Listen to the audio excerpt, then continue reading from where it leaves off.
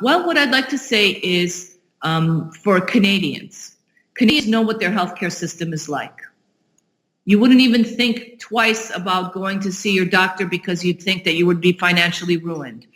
If you were having chest pains and you needed to go to call an ambulance, you would call an ambulance because your life is very important and you know you have these guarantees in Canada, it happens to be your provincial governments, that if you come into an emergency, if you need to go see your doctor, that there are certain financial guarantees that are just part of your life.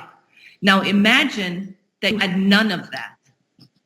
That every time you went to a doctor or a hospital, you didn't know how much you were going to have to pay.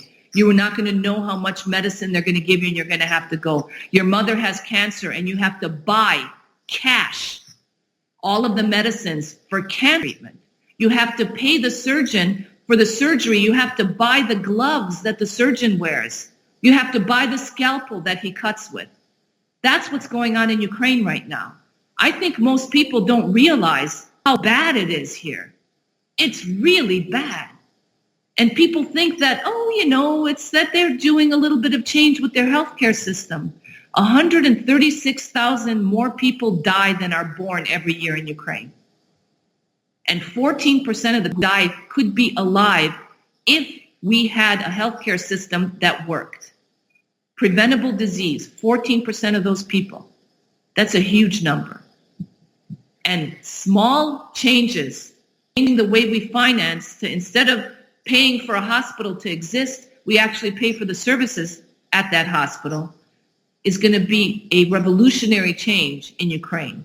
It'll take a while. It's not going to be overnight. Nothing happens overnight when it's reforming the system. It'll take us some time, and it'll take Ukrainians some time to get used to it. But in 5 years from now, you and I will be hopefully talking again.